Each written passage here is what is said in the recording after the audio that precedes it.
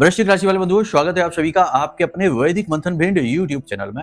तो वृश्चिक राशि वालों, जरा ध्यान से सुनिए बंधुओं, सावधान हो जाइए, सतर्क हो जाइए। आज का ये कार्यक्रम आपके जीवन के लिए दो धारी तलवार के समान होने वाला है। यानी एक तरफ तो ये आपको जबरदस्त लाभ, फायदा, बेनिफिट होने के नुस्खे बताने वाला है और मार्ग भी बताने वाला है कि किस प्रकार से ग्रह आपको राहत देने को तैयार बैठा है। यदि आप समझ जाएं तो बहुत तेजी से उन्नति कर जाएंगे। लेकिन दूसरी तरफ आपके खिलाफ भयंकर षड्यंत्र और आपको नीचे गिराने की साजिश, यानी कि आपकी बर्बादी के मार्ग खुलने को भी तैयार बैठे हैं। इसीलिए हमने कार्यक्रम की शुरुआत ही दो धारी तलवार से किया। मतलब कहने का यह है कि इस समय और काल पर यदि आपने फूंक फूंक कर कदम रखा, सावधानी से आप चले और समय को, ग्रह नक्षत्रों को और अपनी खुद की व्यक्तिगत परिस्थिति और जरूरतों को समझते हुए चलेंगे तो आप बहुत कुछ पा जाएंगे। और यदि आप बस यूं ही अंधकार में हाथ पैर मारेंगे, भटकेंगे और अपनी मनमानी करेंगे, कुछ भी समझेंगे नहीं, तो आप निश्चित तौर पर बड़ी और भयंकर चोट खाने वाले हैं। बंधुओं, कई बार लोग अपने जीवन में मुसीबत इस हद तक बढ़ा लेते हैं कि फिर उसकी कीमत उन्हें बाकी के सारे जीवन भर चुकानी पड़ती है और उनके साथ साथ उनका पूरा परिवार भी अस्त व्यस्त रहता है। तो इसी वजह से हम आपको गाइड करने की कोशिश कर रहे हैं, आपको बताने की कोशिश कर रहे हैं कि किस प्रकार से आपकी बर्बादी शुरू हो सकती है। लेकिन यदि आप संभल जाएंगे तो याद रखना कि जीवन द्विष भाव में चलता है। जहां एक तरफ मुसीबत अंधकार होता है, वहीं दूसरी ओर प्रकाश का अवतार भी होता है। तो बस आपको क्या करना है, आपको बस इतना सा करना है कि इस कार्यक्रम को अंत तक देख लेना है। जो भी कुछ बातें हम आपको बताने जा रहे हैं वे आपके ही जीवन से तो जुड़ी हुई हैं। आपके ऊपर जो हमने, आपकी राशि के ऊपर जो हमने अध्ययन किया है, जो इस समय ग्रह कह रहा है, उन सब विषयों को बताएंगे। साथ ही साथ महामाई की कृपा है, उनकी आशीर्वाद है, वह भी आप तक पहुंचाने का प्रयास करेंगे। उनकी अनुभूतियां आपको बताएंगे और कार्यक्रम के अंत में आपको हम बताएंगे कि वो कौन सी बड़ी मुसीबत है जो आपका विनाश कर सकती है। उस मुसीबत से आपको कैसे पीछा छुड़ाना है, ये भी बताएंगे। और कार्यक्रम का अंत करेंगे एक ऐसे जबरदस्त टोटके के साथ, जैसे टोटका ही कहेंगे। वैसे तो ये बहुत बड़ा प्रयोग है, लेकिन बहुत ही साधारण और मामूली है। लेकिन इसके बारे में लोग जानते नहीं हैं, बहुत ही कम जानते हैं। और हम जब आपको बताएंगे तो आप भी कहेंगे कि हाँ, हमें किसी ने आज तक नहीं बताया। याद रखना कि जिस उपाय, जिस टोटके को जितने कम लोग जानते हैं, वह उतना ही तेजी से फलित होता है। इसीलिए तो कहा गया है कि जोग जुगत और मंत्र उपाऊ, फले तबे जब करे दुराऊ।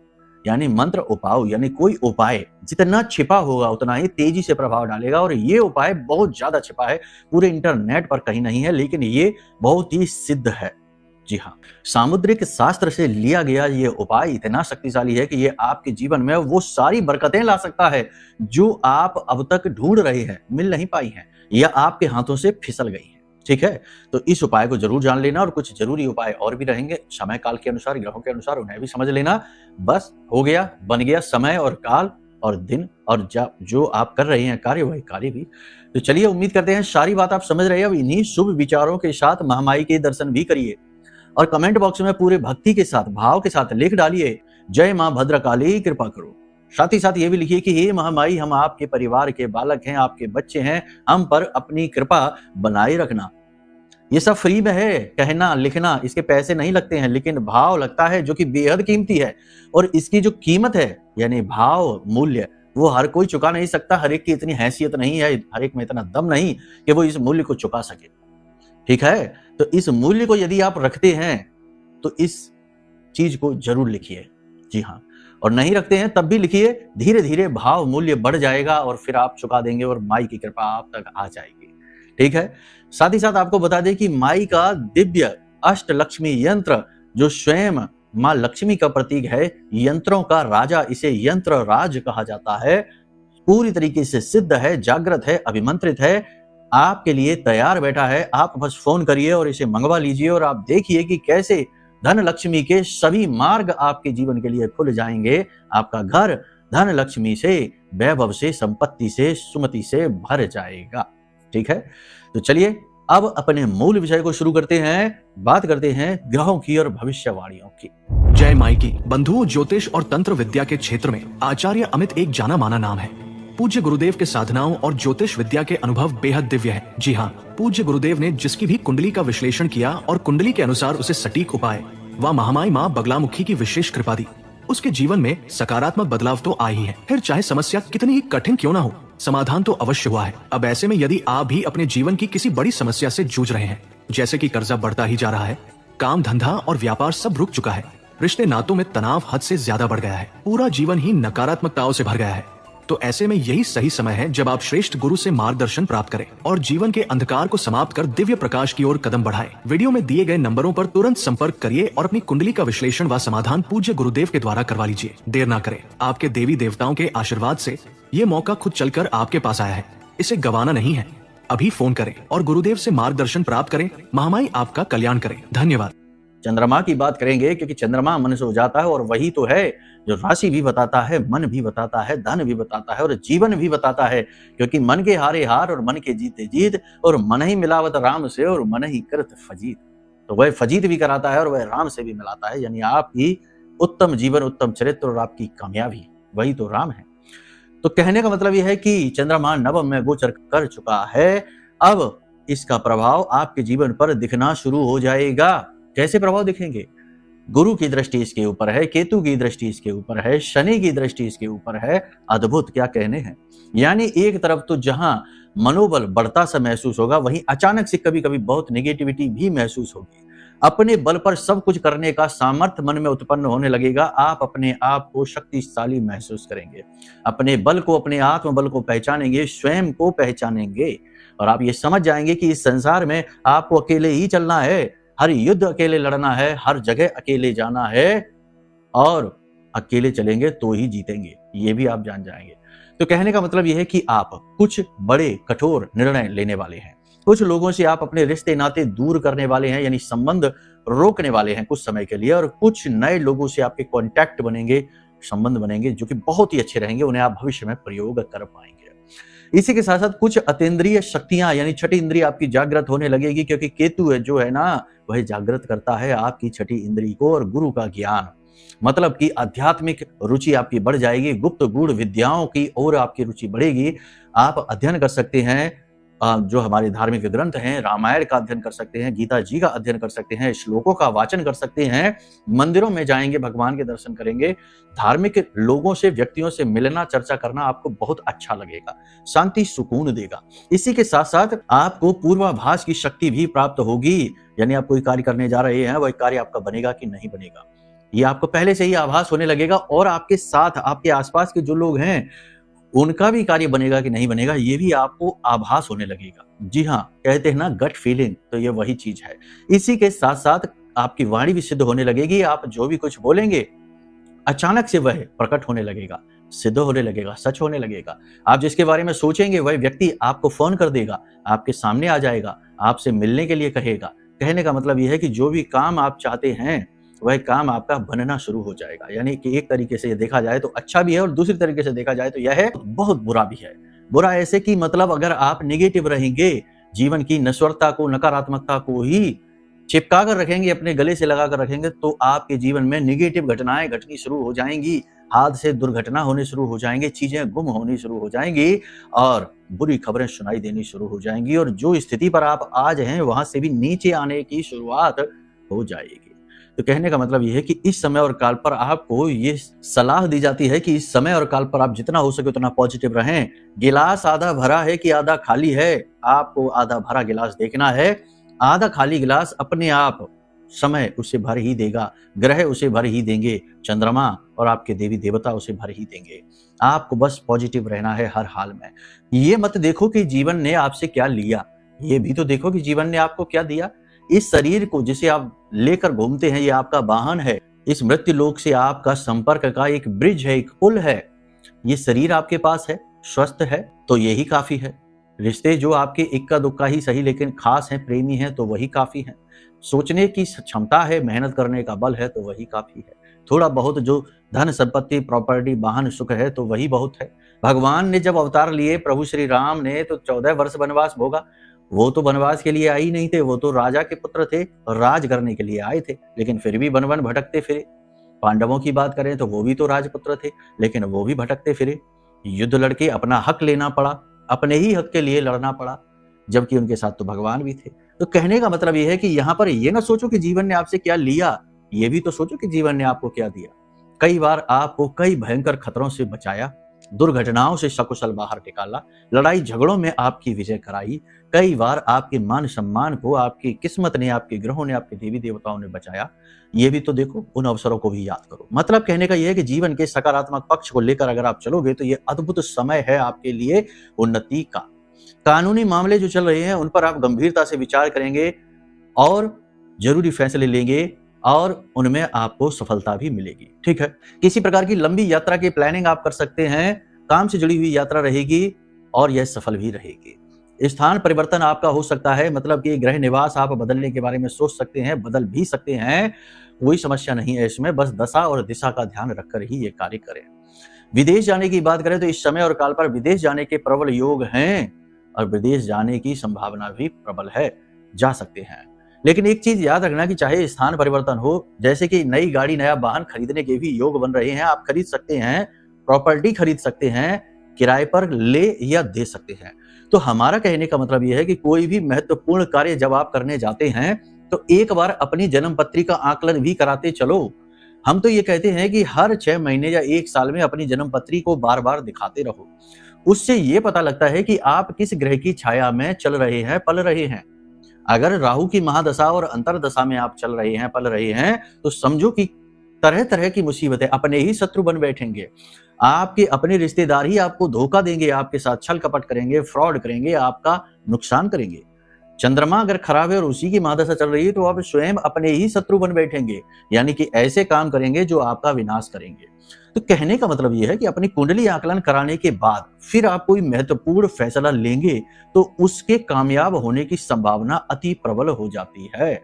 कई बार ऐसा भी होता है कि आप भावनाओं में बहकर, लोगों की बातों में आकर कोई निर्णय लेकर किसी कार्य की शुरुआत कर देते हैं, लेकिन आपकी कुंडली, आपका स्वभाव, आपका व्यक्तित्व, आपके ग्रह नक्षत्र उस कार्य को सपोर्ट ही नहीं करते हैं। लेकिन फिर आप फंस जाते हैं, क्योंकि आप तो किसी और से प्रभावित थे और अब आप फंस चुके हैं तो आगे बढ़ना ही पड़ेगा। और अब जब फंस गए हैं तो फिर जीवन में तनाव, टेंशन, स्ट्रेस बढ़ता ही जा रहा है। तो इसीलिए कहते हैं कि जरूरी कार्य कुछ भी करिए, क्योंकि ये समय है जब योग प्रबल हो रही हैं, चीजें परिवर्तित होंगी, नौकरी में भी फेरबदल होंगे, बिजनेस व्यवसाय में भी परिवर्तन होगा, नए बिजनेस व्यवसाय की शुरुआत कर सकते हैं। अचानक से आपको पैसा मिल सकता है, लोन, फंड, पैसा कहीं से भी आपको मिल सकता है, इसकी संभावना प्रबल है। आप कोई व्यवसाय में बड़ा परिवर्तन कर सकते हैं। तो कुछ भी करने से पहले कुंडली का आकलन जरूर कराते चले, ताकि आपको भरोसा हो जाए कि आप सही दिशा में ही जा रहे हैं। वरना ब्रेक लगाइए और गाड़ी का यू टर्न ले लीजिए, नहीं तो फिर और ज्यादा गड्ढे में उतर जाओगे, फिर वापस आना भी मुश्किल हो जाएगा। ठीक है, जो चालाक, धूर्त टाइप के लोग होते हैं ना, जो मतलबी टाइप के लोग होते हैं, जो हमेशा रिश्ते नातों को मतलब के लिए निभाते हैं, जब उनका काम होगा आपसे तो ज्यादा ही मीठा कर लेंगे, रोज हालचाल पूछेंगे और जब काम निकल जाएगा तो फोन भी नहीं उठाएंगे। ऐसे लोगों से दूरी बना लीजिए। ये लोग आपका दुरुपयोग करने के लिए तैयार बैठे हैं, षड्यंत्र प्लानिंग के तहत आपका यूज करेंगे, आपका पैसा यूज करेंगे, आपकी शक्ति का यूज करेंगे। ठीक है, पार्टनर यदि बिजनेस में कोई है तो पार्टनर से थोड़ा सा अलर्ट रहने की जरूरत है। कर्जा और उसका स्ट्रेस दोनों ही आपके ऊपर बढ़ेगा, यानी इस समय पर कर्जा भी आपको लेना पड़ सकता है और कर्जे का स्ट्रेस भी आपके ऊपर बढ़ेगा। कर्जा चुकाने के लिए थोड़ी बहुत मान सम्मान की कमी भी आपको महसूस होगी, ऐसा लगेगा जैसे कि आपका अपमान हो रहा है। प्रेम संबंधों की बात करें तो प्रेम संबंध ठीक ठाक रहने वाले हैं, आपसी समझ बढ़ेगी, प्रेम तत्व की बढ़त महसूस होगी और जीवन में शांति सुकून का एहसास होगा। आप अपने प्रेमी को किसी प्रकार का उपहार दे सकते हैं। अगर आपके प्रेमी पार्टनर कैरियर में है किसी प्रकार के, तो उनके कैरियर में भी शांति आने लगेगी, स्थिरता आने लगेगी। दाम्पत्य जीवन की यदि बात करें तो दाम्पत्य जीवन में भी प्रेम तत्व बढ़ता महसूस होगा। अचानक से एक दूसरे के प्रति लगाव महसूस होने लगेगा, प्रेम बढ़ता सा महसूस होगा। जीवन साथी आपका समर्थन करेंगे, सपोर्ट करेंगे, आपका बल बढ़ाएंगे और आपके आत्मविश्वास को भी बढ़ाएंगे। इस समय और काल पर आपको 2-3 चीजें हैं जिनका ध्यान रखना है, यानी कि जरूरत से ज्यादा इमोशनल नहीं होना है, भावनात्मक निर्णय नहीं लेना है। कोई भी निर्णय लेने से पहले, कोई भी लेन देन करने से पहले, किसी भी डील पर साइन हस्ताक्षर करने से पहले ये सोचिए कि ये आप क्यों करने जा रहे हैं। आपका दिल कह रहा है, किसी की बातों में आ गए हैं, किसी ने आपको प्रेरित किया है तब करने जा रहे हैं, या फिर ये आज के इस समय और काल की जरूरत है, रियलिटी में इसकी आवश्यकता है और ये केवल आपका निर्णय है। इस प्रकार से विचार करके यदि आप करेंगे तो आप सफल हो जाएंगे हर जगह, वरना असफल होंगे निश्चित तौर पर। किसी से प्रभावित होकर काम नहीं करना है, किसी की बातों में नहीं आना है। लोग इस समय आपसे पैसा उधार मांगेंगे तो पैसा देने से पहले थोड़ा सा समझ जाना है, उस व्यक्ति का क्रेडिट देख लेना है। चरित्र देख लेना है किस प्रकार का है। नौकरी करने वाले लोगों के लिए बता दें कि समय काल तो अच्छा है, लेकिन नौकरी में परिवर्तन होंगे, जिम्मेदारियों में परिवर्तन होंगे, क्षमता से अधिक मेहनत करनी पड़ेगी, जिसकी वजह से थकान रहेगी। छोटी छोटी बातों पर गुस्सा, क्रोध, चिड़चिड़ाहट बढ़ सकती है। इस समय पर आपकी वाणी कठोर रह सकती है, कटुता वाणी में रहेगी, कड़े शब्दों का आप प्रयोग करेंगे, जिससे आपको रिलेशनशिप निभाने में कठिनाई महसूस हो सकती है।